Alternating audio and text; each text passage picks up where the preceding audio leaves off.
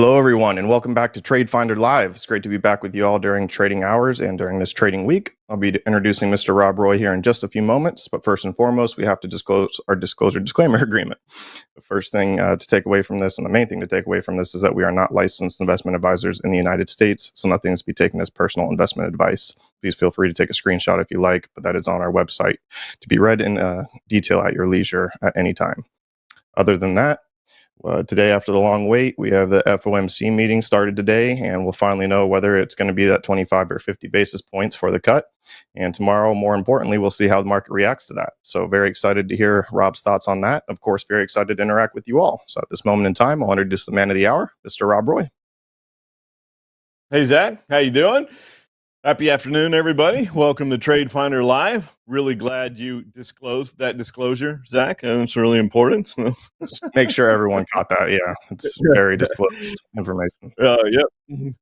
No, it's important in all seriousness. But yeah, we're finally here. The long-awaited Fed meeting starting today. We'll get the announcement tomorrow at 2 o'clock. And more importantly, commentary from the Fed. They're still back and forth on it's a toss of a coin, basically, whether it's going to be 25 or 50 basis points, and a lot of market pundits getting their 5 minutes of airtime on putting out whether or not it should be 25 or 50 basis points and which way it's going to go.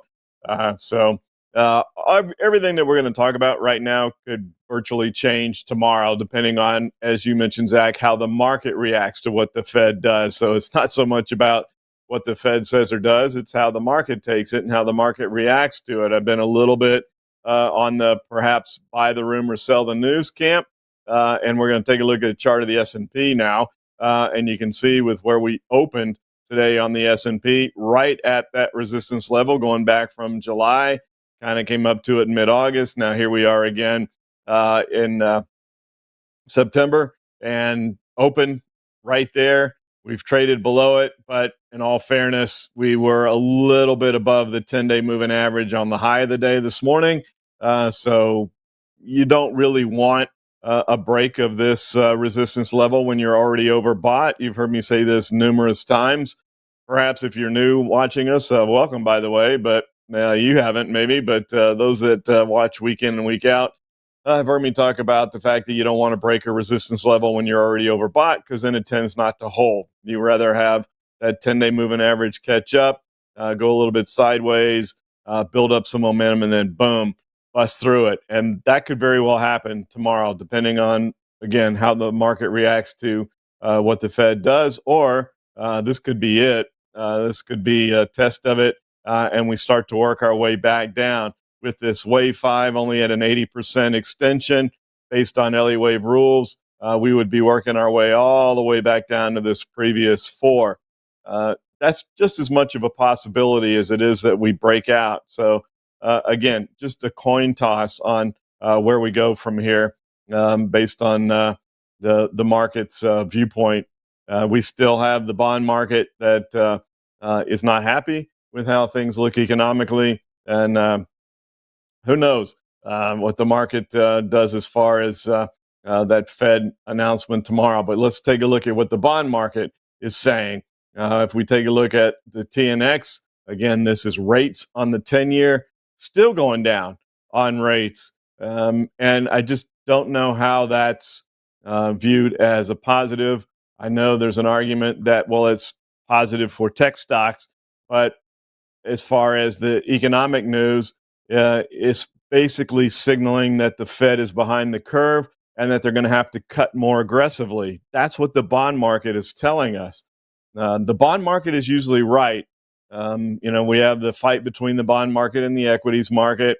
It has been the wrong way to go to be focusing on the bond market recently, but in the end, we'll find out which one wins out, because the equities market is ignoring what the bond market is telling us. And you have to trade.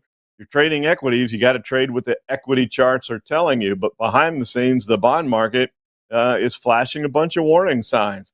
So by the time we get back next week, and we're talking to you again next week, we'll have a lot more information regarding the market's reaction, how the bond market reacts to this. So not just the equities market, but the bond market's reaction.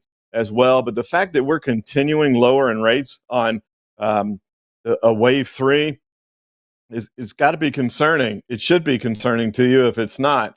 And then we look at TLT on the long end of the curve, continuing to have a bid here. So we're going up in prices on the long end. We're going down in yields, and we're going down in yields even on the 10-year. So it's just worrisome as far as what's happening in the bond market. If there's a bid in the bond market, that means that there's money moving into the bond market, and that's a defensive move. So that means that there's concern about the equities market and how the equities market is going to handle things. There's a big bond auction today. Rick Santelli will probably come on and give the results of that. I do have the TV screen on because I'd like to share that with you once he comes in and gives the report on the auction. And thought we might have seen it already. But I think that today's auction is going to be quite interesting because there's a ton of stuff being auctioned off today. So right in front of the Fed announcement, I think that could be telling. If we take a look at the dollar, and I don't know if there's people that have listened to me for a while know that I tend to have the market on just in case something of a bit of an emergency happens financial news-wise, but I have it on mute because I can't stand what 95% of the people that come on the financial network say. It's just so based on their own agendas and not really what's going on in the markets. There's a few people that I listen to. One of them is Rick Santelli from talking about the bond market and giving us what's going on there. So when he comes on, I do turn the volume on. So like I said, if he does come out and give us the results, then we will. I'll bring those to you live during this show. But you can see the dollar moving down, and my point was he was very concerned about the dollar. In Rick's view, you can see that we're down here at this 100 level. He feels that we're going to break that. He thinks that there's too much pressure on the dollar right now. We're going to go down. We're going to at least test these December lows, and he feels that we're going to break that and move below 100, and then it's anybody's guess as to where we go from there. Going back over a year or so, we did have the dollar down around 96, which was kind of the bottom area, and we don't want to break that area. Then it gets really dicey.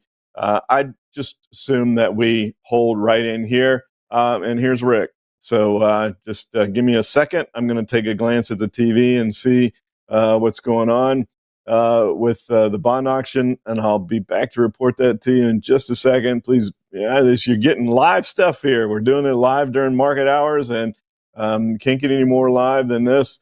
And yields are going up. So we sold $13 billion in 20 years. So let's go back to the TLT and see how it's reacting in real time here to the auction results. And there you see that prices are down. That means the yields are up. So, man, he gave it a D. So he gives ratings of a D, A, B, C, D, just like you were in school, A, B, C, D, F. As far as the bond auctions, and that means subscription. So how many people subscribe to it is what he's looking at. Yeah, he's going crazy.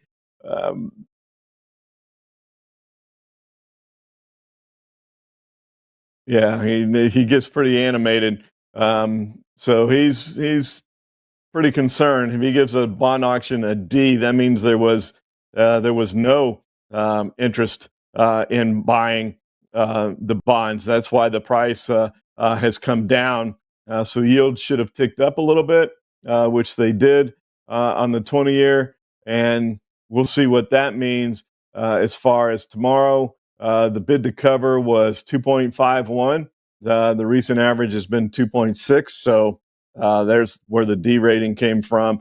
Bid to cover is basically how many bids there are for every security being offered. So in this case, it was the 20-year. Nobody wants to go out that far. Does that surprise anybody with the fact that the yield curve is inverted and you can get a greater return on short? Who wants to go out 20 years when you can get more interest on shorter term? So the fact that it here's the dichotomy. It makes a lot of sense that nobody wants to go out that far when you can get higher interest on the shorter term. But if you felt like we were going to uninvert and go back to more normal, it seems like you would want to go out longer on the curve. So I hope you're following me here. You shouldn't get more interest on a 3-month T-bill than on a 20-year bond, but you can right now, which makes no sense. That's the inverted yield curve. That's what's telling you things are messed up. So if we were going to uninvert and things were going to start to move back to normal, people would be more enticed to, okay, let's go out on the longer end and get these higher rates because the rates on the shorter term are going to come down. What this is telling you is nobody believes that rates on the shorter end of the curve are going to come down. They're viewing that you're still going to be able to get higher yields on the shorter term. So to me, just my opinion, for whatever that's worth, is that we're probably going to see 25 basis points. The bond market's not going to like it. We're not going to see much of a change in where the rate structure is, at least for the time being. You're still going to be able to get higher yields on the shorter end of the curve. So why go out on the longer end of the curve? But the fact that with all that said, we still had a bid on the 20-year, at least moving into today's auction, to me just means that there's concern across the sphere on equities, at least from the bond markets side of things. Remember, they're two different markets. Yes, some people play in both sides of the bond market and the equities market, but it's concerning. So far, it hasn't come to fruition. It hasn't stopped the movement to the upside in the equities market, as we can see from where the S&P is. But we've got to break this resistance level. If we do that tomorrow, then maybe at some point in time, the equities market turns out to be right and the bond market's wrong. That would be a really big exception to the rule and against the norm.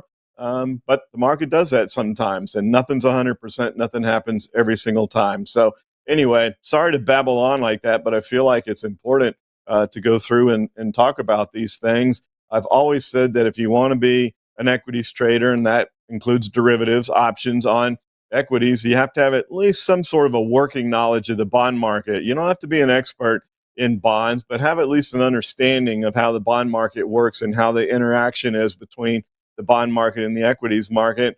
Otherwise, if you ignore the bond market, at least historically, that's been a mistake. We'll see if it is this time or not. All right, so I'll get off my soapbox and we'll move on to taking a look at the rest of the markets. Let's take a quick look at the VIX, which had just ticked up a little bit. And so we're kind of trying to fight back to that 17.5 level. Again, everything that I'm going to tell you this afternoon is subject to change tomorrow. So this could be a very short-lived informational hour for you here. But we are hovering on the upper end. And if the market doesn't like the Fed rate cut, maybe there's still hopes of 50 basis points. I just don't see it.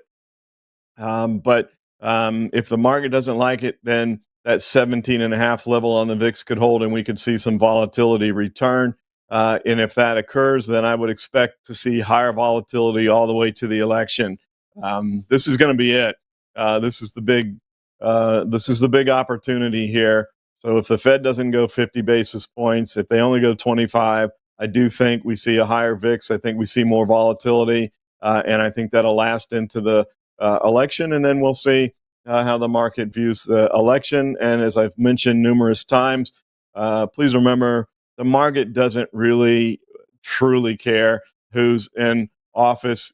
It adjusts. The market will adjust. Money will rotate. It just wants to know where to go. It doesn't really care who's in power. It just wants to know where to go, and it wants that certainty. It doesn't like this point of time where we don't know who's going to win. It's a toss of a coin. Again, who's going to win? So we have a lot of uncertainty right now in the market. We don't know for sure if the Fed's going 25 or 50 basis points tomorrow, even though it looks like 25. We don't know who's going to win the election. So I do expect that we're going to see higher volatility all the way into November. And we'll see if that plays out tomorrow. You'll be able to know there. And if we take a look at the DIA, as you know, this is one of our case study considerations. We had the DIA going up to 424. It has moved up since we sent that out back on 8/27. That was our case study consideration on August 27th. We're moving up. Whether or not we get to 424 or not, I don't know, but that's worked out well so far. Let's stay there. Unless you just are so nervous about how the entire market could react tomorrow, which I could understand. I don't see any reason at this moment in time to abandon that. It looks pretty good. We'll come to the rest of them a little bit later on. If we look at the Qs, you can see that they're kind of fighting this area of resistance. That's where that line is. And it's just struggling there. And who knows tomorrow? We do have a qualified zigzag to the upside. If the market likes what the Fed says tomorrow, if they only go 25 basis points, they're going to have to be very dovish in the commentary and say that, yeah, there's a whole lot more rate cuts coming. We're only doing 25 this month, but there's a bunch more coming. Maybe the market's okay with that. Maybe that's enough for them. And we could see a continued bid in the Qs and break through this resistance area and head up to that C wave extension. Or just like the S&P is right against resistance, so is the Qs. So these are both subject to change based on how the market reacts tomorrow. If we look at the IWM, we actually had a alert for our alert subscribers in our AI Impulse strategy at ewotrader.com on the IWN, which is the Russell 1000, and the IWM is the 2000. They looked very similar. Pretty vertical move here. We went ahead and took that off. It had been in a drawdown with this move down, but then this vertical move back up, got it back into profitability. So we went ahead and took that off with the fact that who knows how the market's going to react tomorrow. If this takes off and runs further tomorrow, then Monday morning quarterbacking can say, you panicked, you shouldn't have taken it off. I don't view it as panicking. I view it as being prudent. One, it was in drawdown and it got back to positive. That's something you always want to consider. And then the fact that we've just basically gone vertical since the lows of a week ago. We've gone too vertical too fast, in my opinion. We're too far away from the 10-day moving average. Again, if you've been watching me for any length of time, because I reiterate these rules over and over again, you know that I'm not comfortable with any of that. And so that's why we went ahead and took it off. And then, we'll see. Perhaps we took it off too early. We'll let the market decide that tomorrow. We take a look at moving over to the crypto world. Having a good day today in Bitcoin, getting back above 60,000. Can we hold it? I do think that there's an argument to be made that the crypto world could react to what happens tomorrow from a risk tolerance standpoint, if nothing else. But a good day today and getting back above 60,000. Can it hold it? We're right now back to the point of the breakout of that triangle. So there we are. Look at that right there, just dead on it. So can we get above that 60,000 level? Can we get to 65? And we can get to 65. Can we get to 70? So there's stair steps on the way up on Bitcoin. So it's got some work to do. And I don't think it's going to be any sort of a big rocket ship, but maybe. It just doesn't look that way to me because it's got more resistance at 65,000 and more resistance at 70,000. So it looks like a stair step higher if it indeed goes higher on Ethereum, continuing to stubbornly hold that 22.5 level and stay within this very tight trading range between 2250 and 2500 on Ethereum. So if you're long these, you're long Ethereum, you're encouraged by the fact that it's held 2250. You're probably discouraged by the fact that it can't seem to get back above 2500. So you kind of have mixed opinions there. you want to see it back above 2,500. If it can get back above 2,500, then maybe we can look at going back to 3,000 on Ethereum, but it has to do it first. So far, just staying in this corridor that I've drawn, and you can see it goes way back in time between this 22.5 and 2,500 level on Ethereum. Let's take a look at the metals. Gold had taken off and done well, and now a little bit of a pullback today, but nothing to be concerned about. Just the fact that we got a little bit overbought, a little too far away from the 10-day moving average. We had this big vertical breakout of this ascending triangle. We're still above the 10-day moving average, so a little bit of backing and filling today, I think, is normal on gold. And again, it's going to react to tomorrow. Maybe we get, if we only go 25 basis points, if we get a little bit of a pullback in both gold and silver tomorrow on the fact that it's only 25 basis points and we don't get really dovish commentary out of the Fed, any sort of a pullback between gold and silver, I think, would be a buying opportunity. Then we'd have the opportunity. I think both of them are going to go higher over the course of the next few weeks. If it pulls back a little bit, like I said, I think that could be a good entry. Silver is right against this resistance area in the 28 level. Same type of thing here. Not pulling back quite as much as gold is today. Just hovering in there, consolidating. There's just not a lot of more time for backing and filling. It'd be great if we had several more days to go sideways here against this resistance and then take off, because you've got a pretty good move here on SLV. It's just clean air all the way from 28 to just above 30.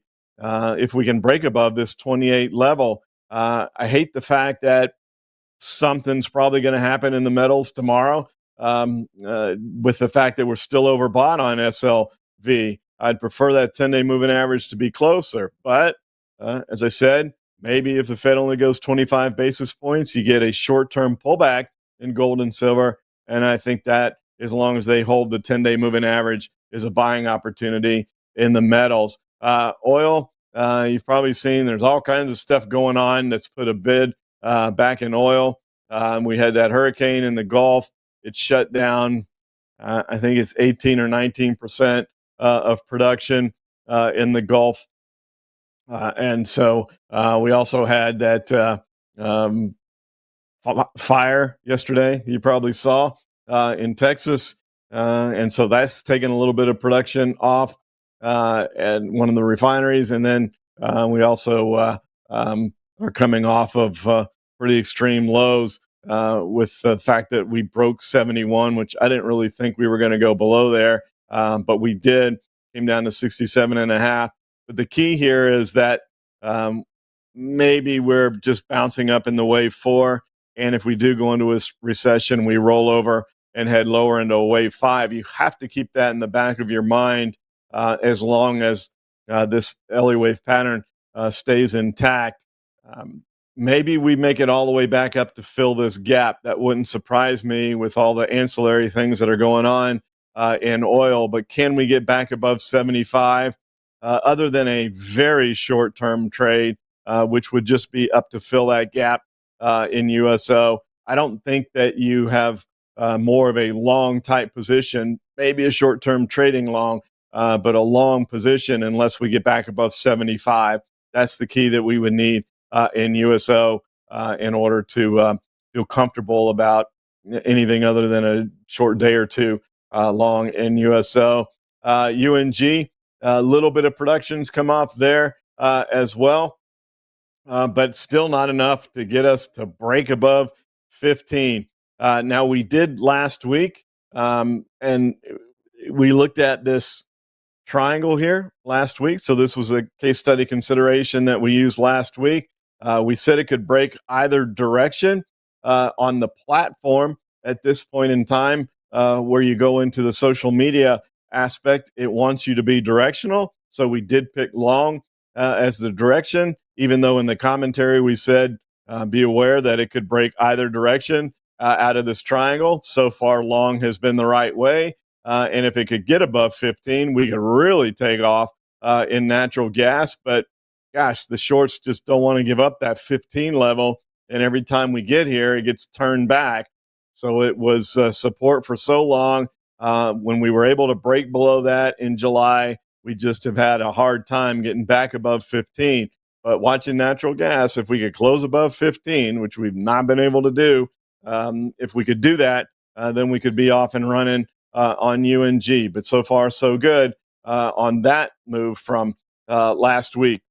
So let me go ahead and cover a couple international markets, and then we'll go back and do the other case study considerations that would still be considered open.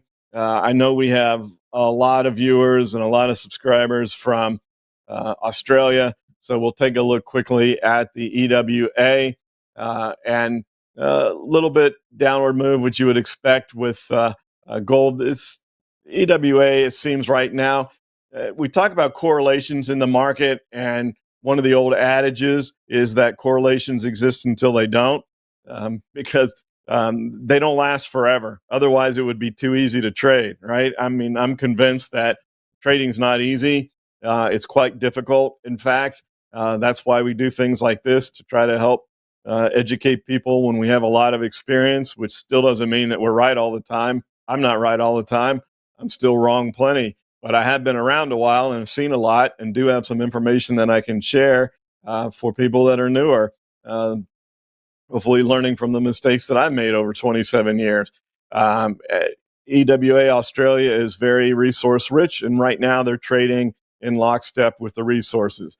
That'll go for a while until that correlation breaks. But for now, that's what's going on. So the EWA is going to move with how gold and silver move tomorrow.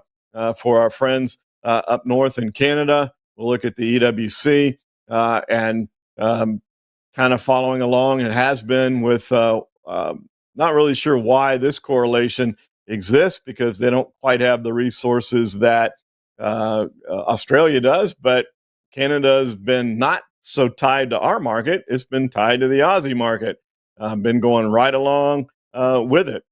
So who knows why? But I don't know the answer as far as why, but certainly it's had a nice move. And then when you look at this, you can't ignore what looks like a really good zigzag pattern set up right here. Not much of a correction, so you don't look for too big of an extension. So maybe up to 42, possibly. Barely got to 30%. We didn't test the 50-day moving average, which I thought is where we were going to go on the EWC. We didn't quite test down that far. So be careful on this extension with such a shallow V-wave correction. That means the extension is not forecast to be as long either. So let's go over to Europe with EWG is the one we've been looking at. We looked at some other markets in the U.S. market update last weekend. So if you haven't done that, go over to YouTube, look at the U.S. market update. Some of you made some suggestions on markets that we don't look at very often. Thailand and Indonesia, which were great, good charts. That's why I love doing those videos. You guys are a great community to interact with. And so some of the markets that we don't look at week in and week out. Germany struggling right here because it's overbought with the resistance from May, again, the end of August. And if we can just stay here and let that 10-day moving average catch up, perhaps we can break above it and continue up to that C wave extension. I like this B wave correction a lot more, right at that 38.2% level. As you can see, let me get the arrow out of the way. There you go. And then we could come up here to the 61.8% level. So if we can just kind of go sideways for a day or two, let that 10-day moving average catch up and then break it, I think that's a pretty good long up to that 61.8% extension. And then last but certainly not least, our friends in India, with whether you look at the INDA or the Nifty. You guys mentioned, some of you look at one, have preference between one or the other. The only concern that I have here on the INDA is that as we've made these new highs, the 5 kept moving over. It would have been a stronger signal if that 5 had relabeled to a 3. You can see at 186% extension here, we're getting quite extended on the wave 5. Let's take a look at what's going on with the DMI, and this is concerning as we've continued to move up from July to these new highs in September. Look how the ADX is just like, not really feeling that move from a strength standpoint. And with such an extended wave 5, it may be time to take a pause on the market in India and see if it corrects a bit before looking for a renewed entry point. So it does seem to me, based on the fact that the Elliott wave pattern didn't relabel and the DMI is showing no real signs of strength out of this last move, basically all the way since the August low there. None of that move has any strength to it. I think that you should be quite cautious on being long from here on the INDA. In fact, it could be a short at some point in time, unless there's some relabeling along there. A couple other of the case study considerations that could be considered open now would be KEY moving up. So still hanging in there. Don't see any reason to abandon that one yet either. And then we had the XLF, which is also an area that you would think, with the Fed moving into a rate cutting cycle, is the place to be. Now, maybe if it's only 25 basis points, we get a little bit of a hit tomorrow. But the fact that the Fed will be officially moving into a rate cutting cycle, I think, is a good sign. So I think we stay with the XLF too. So I think all of those we continue to follow along with. And then we also talked last week about the SPY. So we had UNG that could break either direction. And then we were talking about the potential for, and some of you disagreed right away, which I think is really cool, about the social media aspect of this platform. We talk about the Elliott wave tools, live charts, all that stuff all the time. But the social media aspect of it is really amazing. So many people back in the pandemic were looking at Reddit, Wall Street Bets, all that kind of stuff. Now you have a place where you have a charting platform with Elliott wave and every other indicator you can think of, live intraday charts, and you can do all the social media right here at the same place. So just a fantastic piece of software. If you haven't gone to it yet, if you're new, go to hub.com, HUBB.com. You can get the Elliott wave labeling and intraday charts for free.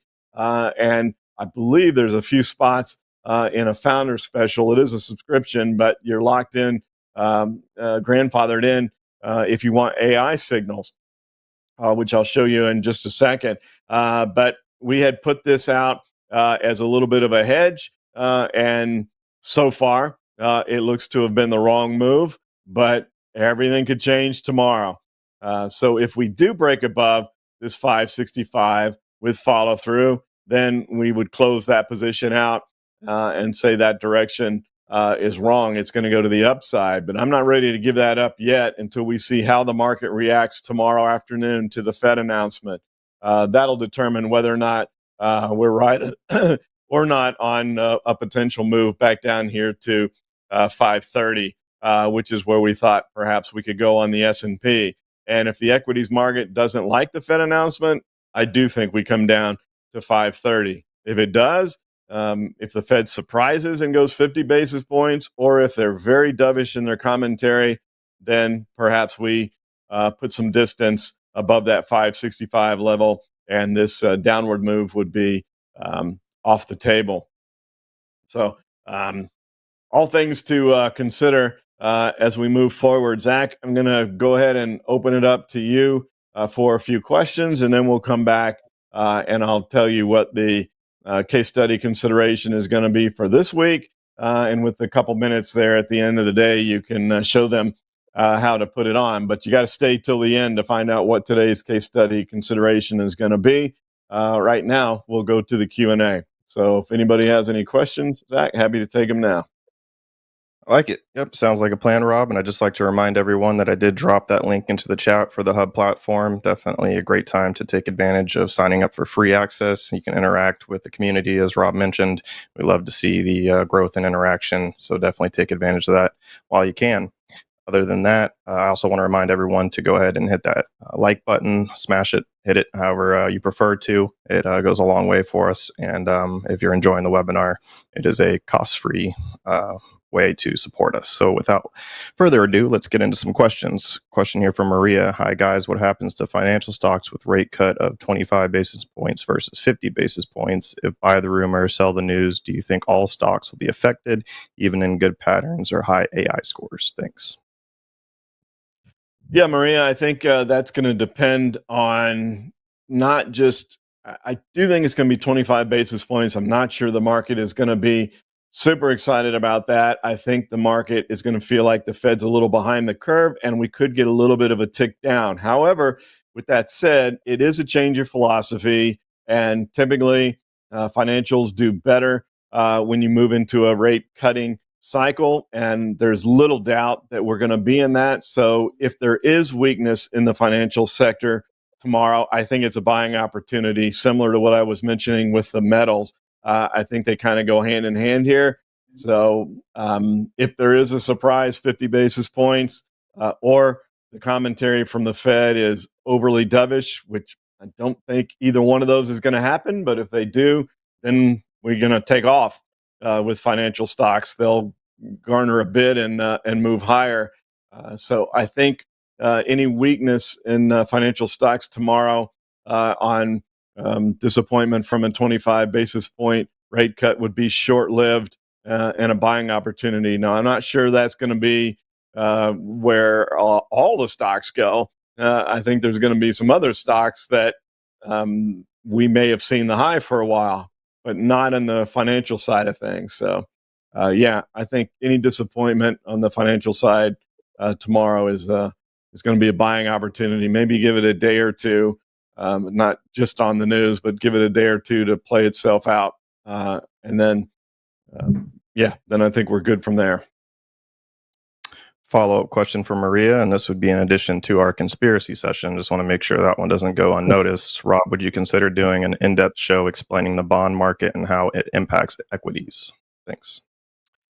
We've talked about that, guy. We always talk about how the programmers with this platform have such a long list of things, new features that are going to be coming out, the options data that's soon to be released, and just all the stuff that they're working on. Well, we have a long list of things that we want to talk about too, from an educational standpoint, just about the markets, and having a session on the bond market and how it correlates with the equities market is one of those. I don't know, Zach, if that one could work into our conspiracy theory show. I think that's going to be different. Maybe you're talking about the whole Federal Reserve stuff and everything. That certainly goes into the conspiracy theory show. But just having a pure understanding of the bond market, I think is an important show, and it is one that we'll be doing at some point in time. But I think that'll be a separate thing to the conspiracy theory show. I don't think the bond market would be too happy about being lumped in with the Federal Reserve. Yeah, if I didn't say in addition, that's what I meant. I just wanted to make sure we don't roll over that session that I think myself and other subscribers have been looking forward to. Yeah, two different. Yep, agreed. Will here would like to look at SMH. SMH has had a nice zigzag pattern to the downside, and it's kind of gone back and forth here over the past few days. We did bounce off as we got near the A wave low. We got a little bit oversold from the 10-day moving average, so we've bounced up, just bounced our head off the 50-day moving average. And if there is 25 basis point rate cut tomorrow without the really dovish commentary from the Fed, then I think that C wave continues lower. So I think this zigzag pattern still looks very much in place. If there's a surprise from the 50 basis points or dovish commentary, you still have to break this B wave corrective high before you could consider going long or right off this downward zigzag pattern. So for now, I just think we had a bit of an oversold bounce, and we'll see what happens tomorrow. But if you're bearish and you've been trading this zigzag to the downside on the SMH, I don't see any reason to get out yet. But as I preface at the beginning of this show, pretty much everything I'm talking about right now today could change tomorrow afternoon. It very well could. Next up, Lisa wants to know, how high can PLTR get? Well, it had one heck of a move, that's for sure. And as far as how high it could get, I'm pretty nervous about it right now with the fact that we've had this gap up and continuing to run up, too far away from the 10-day moving average from me, and too vertical as far as when that comes to an end. You look at the DMI and it says, hey, there was legit strength to this move. So you would have to be very careful, in my opinion, because I know a lot of people have taken the commentary of when you get a vertical move and the separation from the 10-day moving average as an opportunity to put on a real quick short trade. I do it fairly often as well. But when you look at the DMI like that, it's telling you, okay, we gapped up and we've gone vertical, but there was legit strength to this move. So when you see that, that one's not quite as high on the list of, okay, let's short this back down to the 10-day moving average. I don't know that this is one of those opportunities. I think we need a little bit of backing and filling here, a little bit of sideways move. But based on that DMI, we may not be done with this wave 3 yet. As far as trying to figure out a target, as you know, that's always been the challenge in the wave 3, is how far can the wave 3 go? I like to look at zigzags to give us an idea. We are right at that 61.8% extension now, which is where you would think we could go. So based on the zigzag pattern, you'd think we're going to go through some consolidation now, perhaps even a little bit of a move back down, possibly as low as this 38.2% level, which would keep us above that A wave high. But I don't think we're going much below that. If we go below that, and we may not, we may just go sideways right here, let that 10-day moving average catch up. And then again, as the DMI is telling us, there's strength to that move. And we could see, it would not be surprising to see that C wave have an extended move up to the 100% extension. So as far as how far could it go, I think that would probably be it. That would be the end of the move. So I would say it could go to 40, but it may be done here. But I don't see a big backup in price either. So if this is the end of the upward move, then maybe we consolidate a bit for a while. Maybe we get a little bit of a pullback, and maybe the wave 5 creates that extension higher. Yeah, that move has been fairly strong.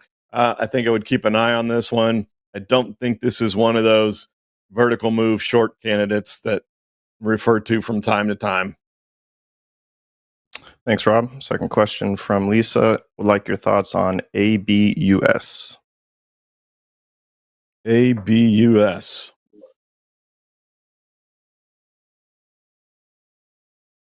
Our Buddhist biopharma. I can honestly say this is not a stock I'm familiar with. Any of this biotech stuff is just elevated risk.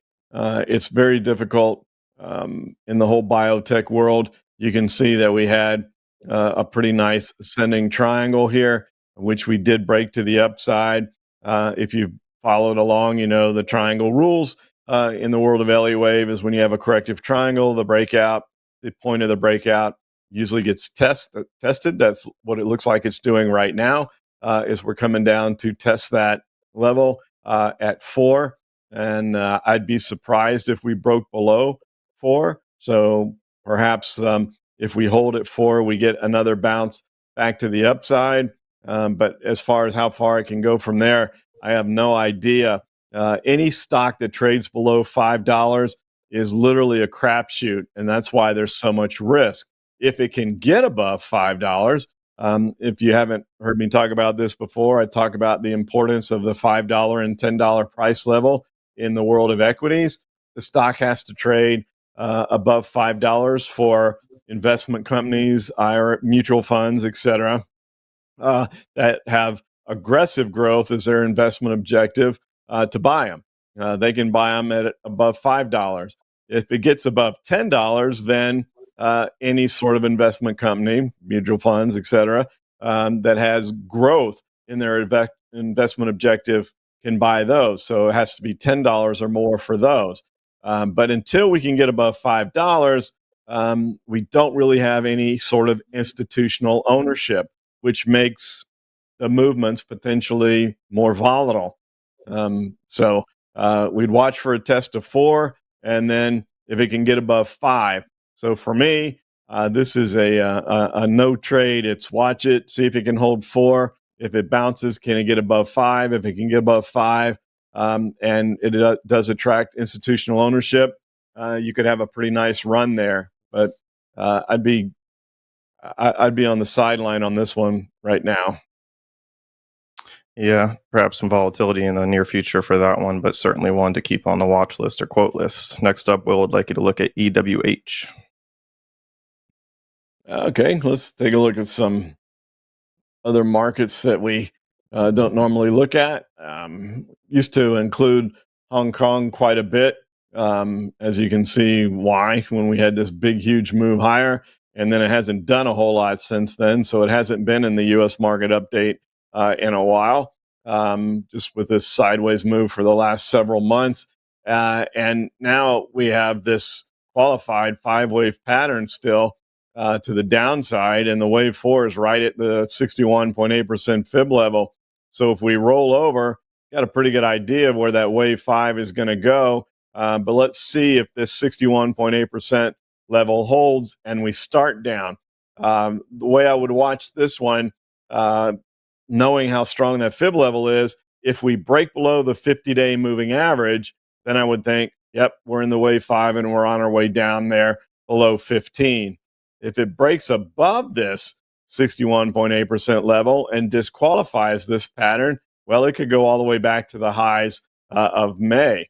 But at this point in time, I don't see that occurring. I think the likelihood is more that this holds and we roll over. But the confirmation that I would want for a bearish trade would be below the 50-day moving average. And the confirmation for a bullish trade would be a relabeling of this Elliott wave pattern. So once again, this is another one where I would just have it on the watch list and keep an eye on it and see where things go. But yeah, we haven't looked at Hong Kong in a while, so that was good. Agreed. Next up, we have Pankaj. Would you please cover Apple, AAPL? Sure, Pankaj, and I think if you're still in that SMH downward zigzag, hopefully you heard that commentary, and we'll see how it reacts tomorrow. But for now, I think that position's still okay if you're still following that. With Apple, they were down yesterday. They're kind of going sideways today. If things hold as they are right now, a little bit of a doji here. There was some commentary yesterday that perhaps, there was great optimism on this new iPhone 16, that it was in timing to where with some new features, people that really hadn't gotten the new phone out of the last couple of releases would want to do this one.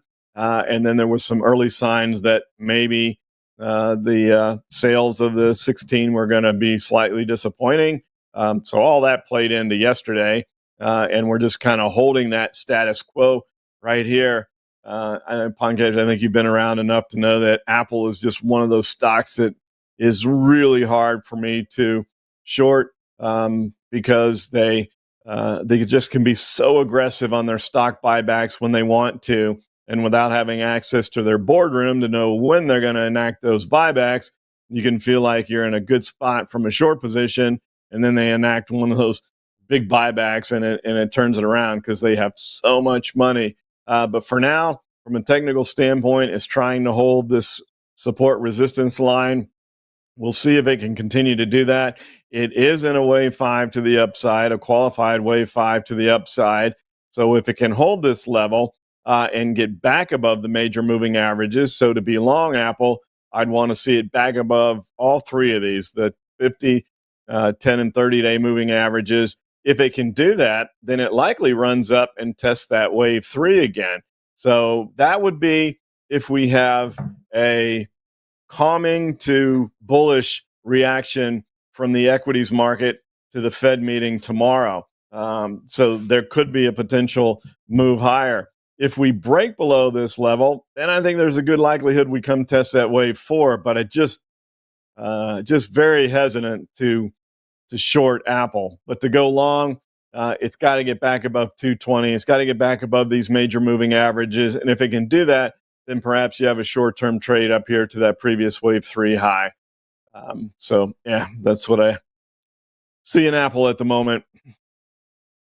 Maybe they get some, you always wonder about all this analyst stuff that comes out and, the ulterior motives that exist there. And it could have just been rhetoric to push the price down because they do believe that the iPhone 16 sales are going to be good, and they just wanted a better entry price. That's in our conspiracy theory show, Zach, of the analyst community. And you just have to be so aware that the analysts work for the company. They don't work for us. Their job is to help the company that employs them make money, not the average trader. So that, I'm always suspicious of stuff like that came out yesterday. And that could very well be it. Just wanted to push the price down, get a little better entry. And behind the scenes, they actually really do believe that the iPhone 16 sales will be good. And then that could complete that wave 5. But for now, let's just see how it reacts tomorrow to the market reaction to the Fed news and whether or not we can hold this level. Okay, I'll get off Apple now. Let's move on. Yeah. No worries. Any company with a cult following like that, I think it's hard to foresee any troubles or obstacles in longevity, but one to continue to watch, as we always do. So you kept us all in anticipation of today's case study consideration. As we always do, we have tons of great questions still rolling in, 4 minutes remaining in the session. So I'm happy to stay on and pass as many symbols through as you like. You just tell me. Nah, we'll go ahead and move over to it. And we're going to do a little bit of a preview here. Here's the AI for those of you that I mentioned that may want to go to hub.com and access the AI signals. This is what it looks like. And they come out and they give you a score on where they're likely to go. And the one that may actually go out as an alert, if it can pull down a little bit, it's Live Nation. Kind of hoping that we get a little bit of a downward move here. We opened, traded down tight, just a touch, and then headed back up. There's a little bit of separation here from where we are and the 10-day moving average. And so got a pretty good score of 78 there from the AI, and it looks like a potential move up to 106. So just giving you kind of a preview of what you could get. I'm not going to do this every week, just so you know. This will probably be the last time I'll show you an AI signal during TradeFinder. But since there was a few spots left in the founders, I wanted to go ahead and give you an idea of that and how it would work. So we're going to look at LYV. So it's Live Nation with a move up to 106.5. So that's going to be our case study consideration. from the AI, right? Directly from the AI, and we'll see how that plays out. There's enough liquidity. If you look around in the options, you can find something. And as I said, if we can get just a little bit better here, we might have an alert there at ewotrader.com as well. But it's kind of moved up a little too far from that 10-day moving average. We'll see how the next hour or so plays out. Perhaps the market starts to pull back a bit moving into anticipation of the Fed announcement tomorrow. But regardless, from the social media aspect of this platform, I like the idea of the stock going up to that 106.5 target. So I'll let you show the people how to put that in.